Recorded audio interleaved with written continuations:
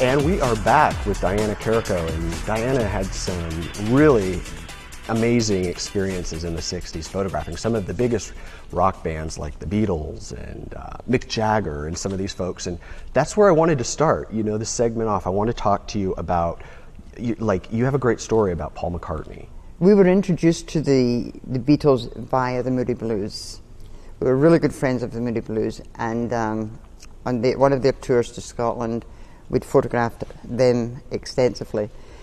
And when we heard from them, said, we're the backup group for the Beatles. Would you like to meet them? Come and meet them. We said, of course we would. So the Beatles did their show, the Moody Blues did their backup stuff. We all met back at the hotel where my sister and I were waiting for them. And the Moody Blues approached us and said, look, we can get you up to the Beatles suite. However, no photographs, please. We thought, that's okay, we just want to meet the Beatles. Yeah. You know, we don't care about taking photographs. You know, I don't know where our heads were at the time, you know. And we didn't have any of these wee secret pens with cameras in them and stuff like that. Yeah, no cell phones back then. No. So anyway, we said, that's okay. So anyway, I put my flash outfit down and my camera down on the bed because we were also staying at the hotel. And closed the door behind us. We went up to the Beatles suite. We were introduced to all of them and the managers, and the food was just laid out beautifully, along with beverages. And we sat and talked, and finally after 2-3 hours, we departed and said, we'll see you in the morning when you're leaving. Fine. Upon leaving, around about 10 o'clock in the morning, we were ready by the elevator. Camera in hand, flash outfit. They came down, they're saying their goodbyes. Pop, my flash didn't go off. I thought, oh, click, click, click, nothing. I thought, oh, jeez. And just like that, the Beatles were gone. And there was nothing else we could do about it.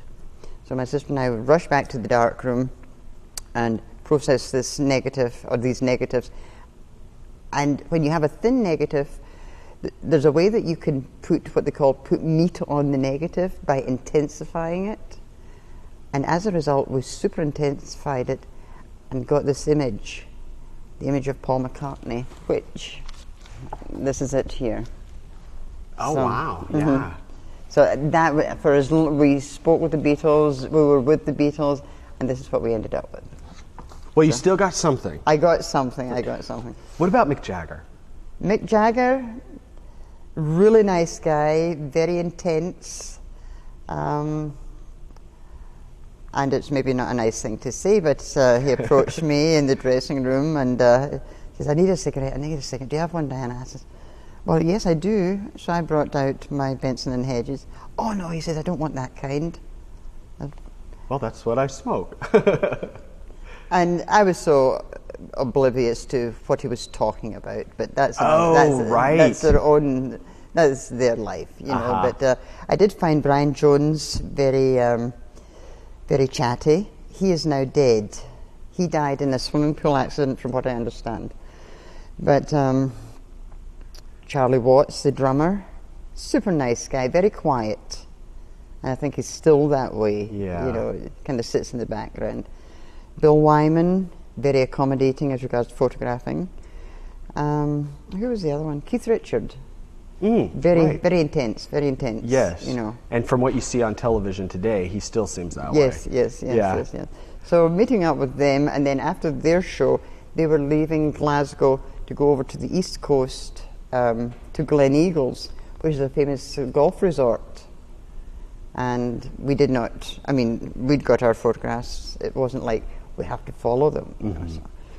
Well, what was like the energy that was, or was there an energy when you were around these people? I mean, did people really act funny around them? And because it wasn't at the, you know, the height of their career yet. Right. And so the insanity that you see, you know, in these older films and things, it wasn't quite like that, but was there still quite an energy around them? There was an energy of sorts, as you said, but I'm just thinking back to our small town where we had the Glasgow groups come in to play. You have the Marmalade. They made it big. with, I think it was Obladie.